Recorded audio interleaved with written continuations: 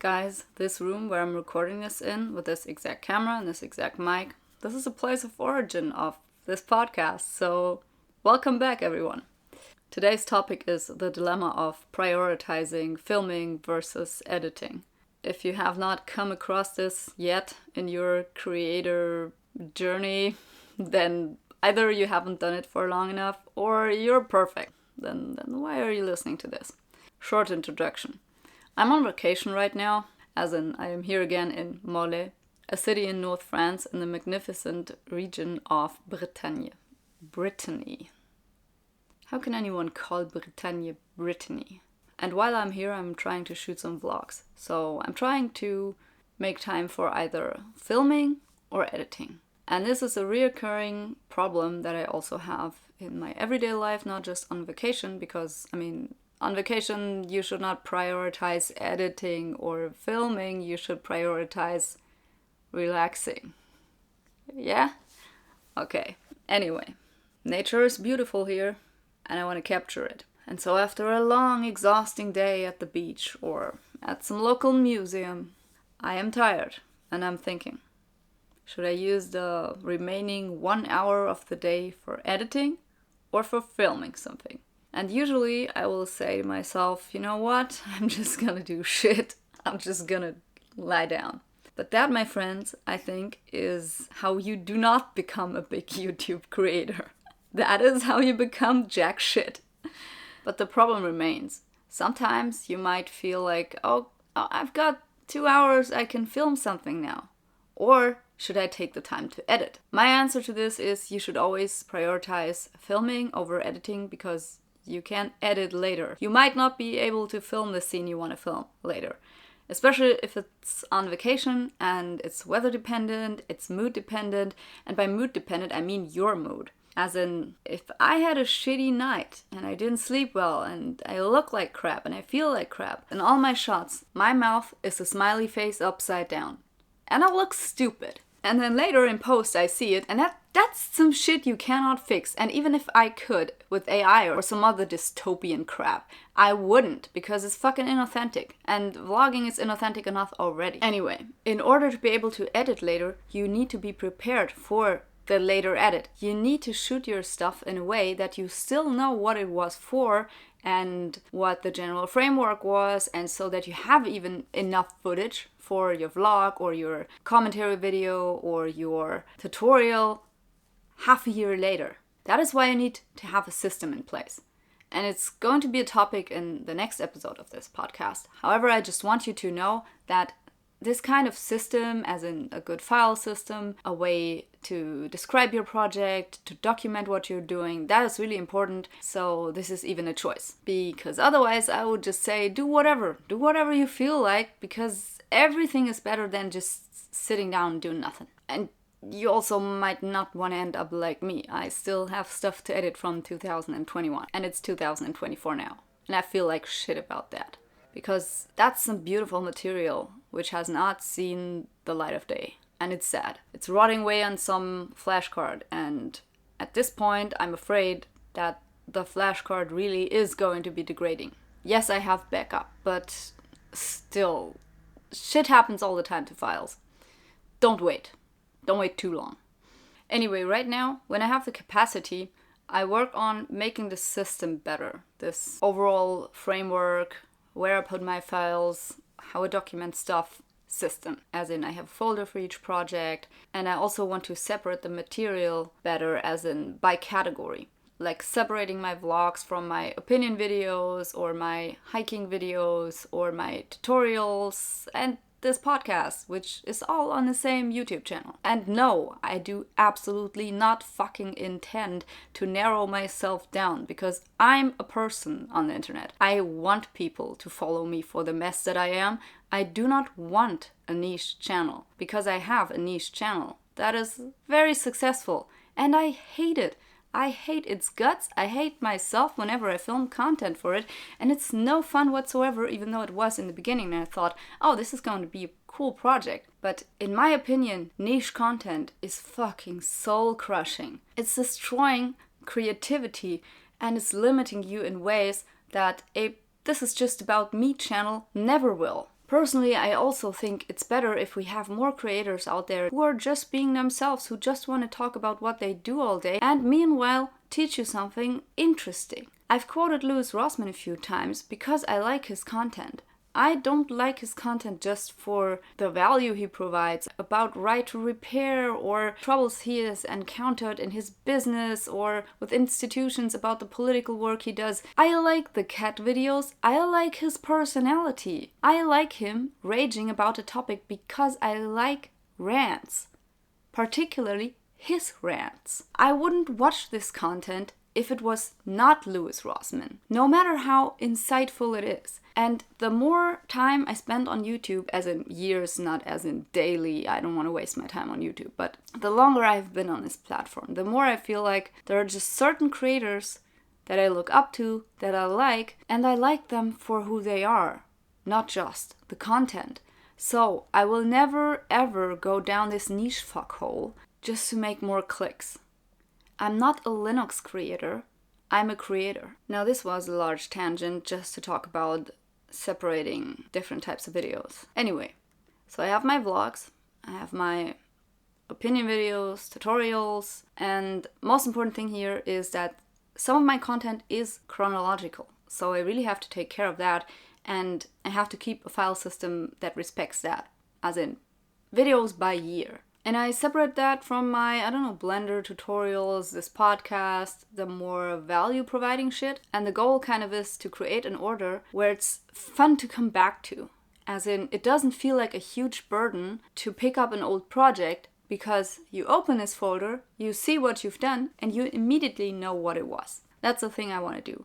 So right now I'm not prioritizing editing over filming. I'm prioritizing creating order over the other tasks that I have to do. And I think that overall, when it comes to this whole initial hurdle of starting to create content, it's all about making it more easy. It's not about working harder. And no, I'm not going to say it's about working smarter. That's some yuppie bullshit quote. I hate that. I hate that quote. I don't know whose it is. I don't give a shit. But it's about making it easier for yourself. And I said, you can always edit later, but you cannot edit too late, right? So you have to be aware of some things that just make your edit shit in the long run. For me, the most important part of that is to film stuff for the edit, because if you film for the edit, later it's just going to be so satisfying to create a video, especially if you do cinematic content. Examples for cinematic videos, just like vlogs and so on, is like simple shit, like holding B-roll long enough. And you can count that in your head. Whenever I film B-roll, I'm like 1, 2, 3, 4, and then I count to 10. I look at the screen, yeah, the screen counts that too, but it's important to keep it in your head as well, because then you will have a feeling for it and you can take in your surroundings while you're filming something. You can become more efficient as a video creator, because this has to be intuitive, not just technical. Something nobody told me in the beginning was also, for example, to not shake too much. As in, I thought it would make my B-roll more dramatic or more authentic if it was a little bit shaky or fluttery, which is complete bullshit, but I just didn't know. In some videos, to me, it looked like, oh, wow, this is a little bit wobbly, and I kind of like this. I did not realize that the creators who were doing this while filming in slow motion, as in 100 frames per second or something like that. And so, of course, this looks kind of smooth, and then they use stabilizers as well, and this subtle movement might enrich some shots, but usually it just looks like a shitty film person. I hate the word filmmaker. I'm not going to use that for YouTubers. I'm never going to use that for myself either. Like, of course, I'm not that good anyway, but even if I was, I would never call myself that. That's audacious.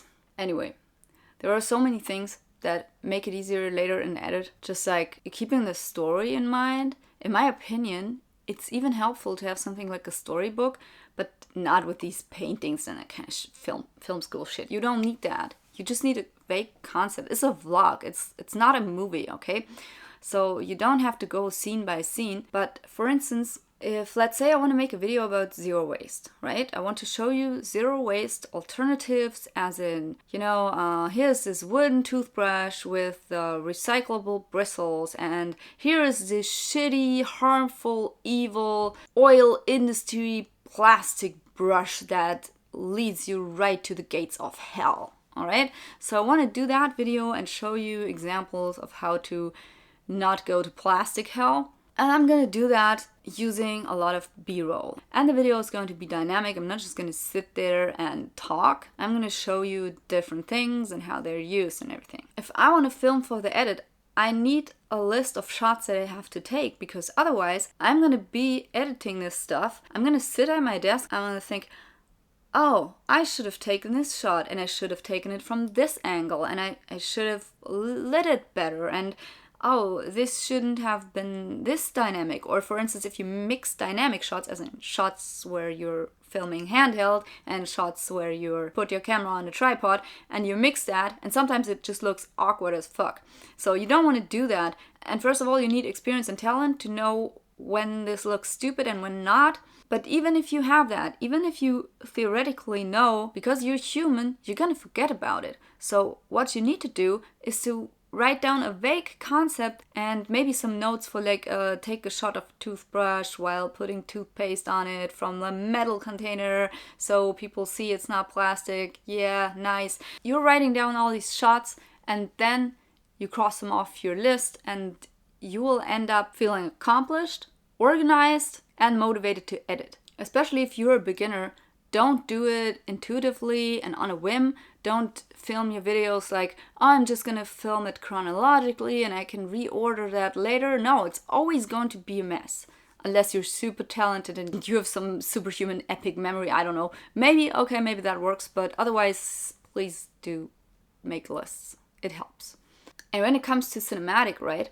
When it comes to cinematic, I think you also need to remember that it's the story that you actually want to convey. Sometimes you just want to show something, but if the footage isn't explicit enough or implicit enough, then the viewers won't get it. And then you have to do a voiceover. And if you do a voiceover, you need more footage because it takes longer and it's boring. And you have to think of all this stuff, because otherwise you're gonna end up with a very, very weird video. And then if you do that voiceover, you're gonna have a lot of B-roll. Nobody sees your face, and that is boring too. And then the story gets forgotten. So one thing that I have learned and that I am doing now as compared to 3 years ago is that I'm actually writing little notes, little stories for the vlogs. And I used to do it the other way around before. I used to film and capture everything that I could. Not only is that a giant waste of disk space, it will lead to more work in post.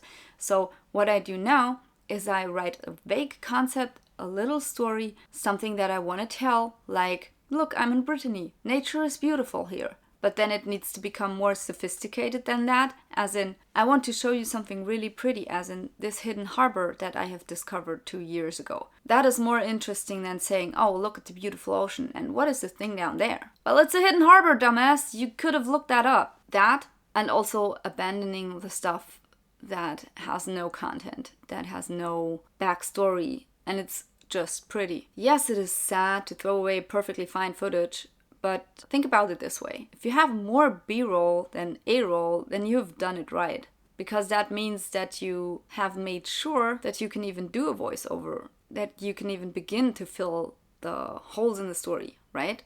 That is what B-roll is for. That is very helpful. So you've done great. Pat yourself on the back. It's way worse to have too few B-roll than having to throw away some scenes. So yeah.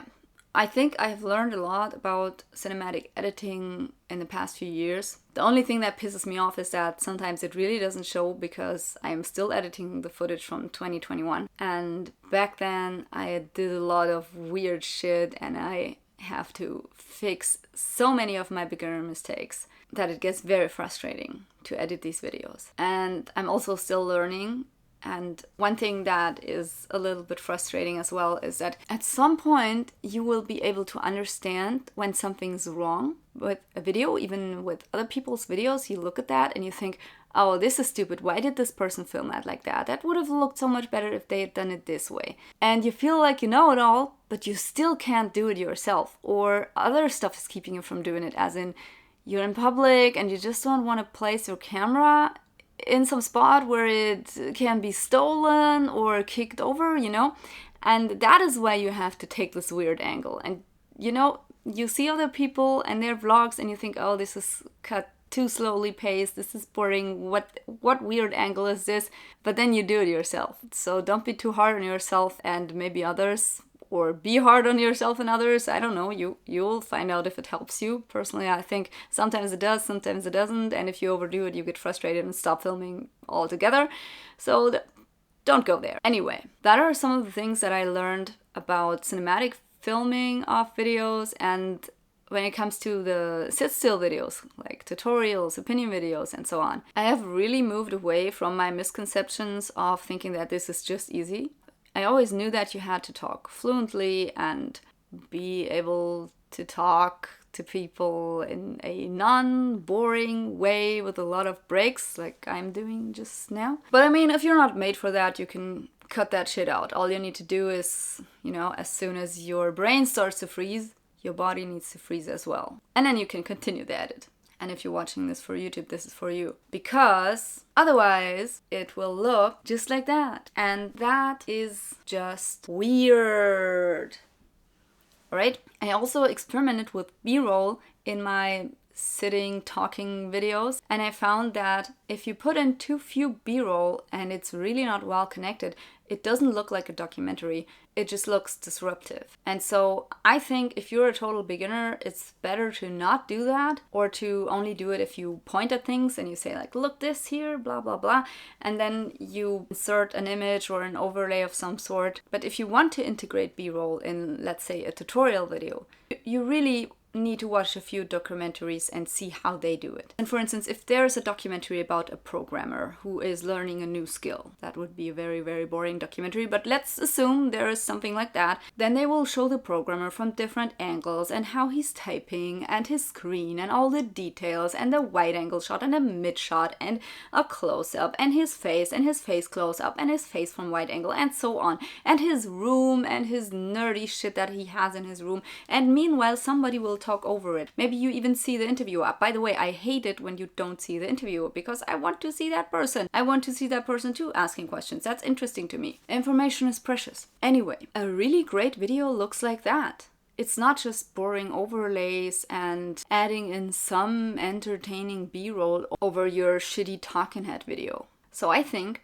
if you want to make videos like that, and I want to make videos like that in the future, so you can follow me around to see if that works, I think it's better to match dynamic with dynamic. You can slow down the velocity of the shot in the B-roll or use different dynamics. But I think it's really a harsh break if you have a video like this, where I'm sitting under the roof of a pretty house in Mole. If I put in a lot of cute footage across my face, at random timestamps, and then there's even movement in the shots, a lot of movement, looking at the ocean, explaining the museums that I went to, especially if it's not introduced well, that is going to be disruptive and annoying. But if I'm picking up the camera and I'm already moving, and then I'm panning over to something else that is interesting and that has the same dynamics, I think that is a much better way to edit a video. And I think that if you don't overdo it, you can implement that kind of technique into any video that in your head is just a boring talking head video. And what I want to do, and what I've seen from my statistics in YouTube, is more of these kind of dynamic shots that could have been just boring static. And I want to do these vlog-like tutorials, these I'm going to show you stuff by actually doing it and not just talking about it. Because I think that is really interesting, and I might do some basic filming tutorials, for instance, for the sole reason that I have had friends and people and guys in the comments ask me about basic camera shit, and I'm thinking like, I've done all of this before. There are already so many tutorials about this out there, so why would I do something? But then I get all these comments and I'm like, okay, apparently people haven't found other videos to explain it to them yet. So maybe I'm gonna do something like that. Anyway, that is one thing I think will happen more, and as a trend, as in general, an improvement of quality on YouTube, that you see even the basic sit-down videos become more interesting. And I personally think it's a good thing, because I like an interesting dynamic in a video. I mean, unless I just listen to it, then I don't care. But if the topic is something visual anyway, well, yeah, then I want to watch. And I want to watch something more that is versatile and interesting than something that is just a person in front of a screen. I think the dynamic that I'm going for is much like an agile teacher in a classroom. As in, these teachers who are just standing there writing stuff on the blackboard and not really doing much. And then are these teachers who are forcing you to kind of be interactive with them, to follow them around the classroom, and they show you this object. I mean, I study physics, so if I would teach physics, that is what I would want my class to be like. As in, people wanting to touch the objects that I have, wanting to explore and experience them, and not just teaching boring formal science. I would want to teach hands-on science. And in my opinion, the more your videos entice other people to feel like they want to put their hands on the camera, they want to do what you do, the better they are. And for that reason, you need to follow the principle show, don't tell, or show more and not just tell. And on top of that, regarding listenable videos, if you're not so good at shooting B-roll, or maybe you don't want to do that in the beginning, you're overwhelmed with the whole process, you just want to start. If you're at this stage right now, then I also have some tips for you. Concentrating on creating a listenable video means that you have to really focus on good audio. That means good cuts, and also a nice voice, a nice storytelling or explaining voice. Don't talk like this all the time. Nobody wants to listen to that shit. Especially if you're a woman, don't do it. That's not misogynist, that's just thinking practically. High-pitched voices are fucking annoying. Oh, I have vocal fry? I didn't know. You want to tell me more about it? Yeah, I'm not going to change that, because I'm not going to change my voice, but that's where it ends. Deep voice, alright, yeah, okay, I can do that. But getting rid of the vocal fry, God, that's hurting me right now when I do that. I'm sorry. I'm actually not fucking sorry. But shit like L cuts, where you have an overlap of one audio with the next audio, so that the two audio strips ease into each other. Of course, you should cut out all the but you should not cut out the beginning of a sound like the sound starts. It should not be like it should be like alright? And even words like and, they don't start abruptly. The sound changes when you just open your mouth. Sounds coming out of your mouth before you even realize it. And I see a lot of people ignore that in their edits by doing jump cuts with the voice track. And that makes it sound very cringe and cut off and just unnatural. So even if it's more work, please edit your audio in a way that the strips overlap at the cutting points and it sounds more natural. Last but not least, I think the mood in which you record something is really important. And you might not remember this, or it might not feel like that in the moment, but if you are depressed or feeling sad while filming a video, people will notice. I'm smiling now, and you can hear that in my voice because it sounds fucking ridiculous. Okay, I'm smirking, but your voice will sound so much different if you're in a good mood. If you have nice lighting that day and you feel pretty, so dress up for the video, wash your fucking face, wear something comfortable, make sure the room is not too hot or too cold. It's like training for a marathon. I did that with a half marathon, not a full marathon, because I'm not that good, but I remember that in the beginning I needed perfect weather, it needed to be dry, my shoes would have to be tied perfectly, otherwise I would stop every 5 meters and be like, duh, this is annoying, I have to retie my shoes, I can't do it, blah blah blah. And then after running for like 2 months, I wouldn't care about shit, I wouldn't care about the weather, I could run in the rain, I would not get cold because I was running fast, I wouldn't care about that. And I wouldn't care about water on my glasses. I would not care about whether I'm thirsty for the last 5 kilometers. So, well, then I'm thirsty, I guess. I would still finish my race. And the more you are experienced as a creator, the fewer things will bother you. And you will be able to film under any circumstances. But as a beginner, if you're feeling down, if you're annoyed, if you just had a fight with your partner or something, or just had to do like a nasty phone call and talk to some call center employee who doesn't like their job, and now you're kind of pissed, but you're also like, maybe I did that guy wrong, I don't know, you're feeling a little bit weird. Well, that's not the mood to shoot video in. The mood to shoot video in is a good mood, or at least a confident mood. You will learn to shut out the world over time. I can do that. I cannot always do that. If I really feel down, it's noticeable in the videos. And it makes them worse videos. So until you learn this, please do yourself the favor and don't film when you're in a shitty mood. End of the podcast.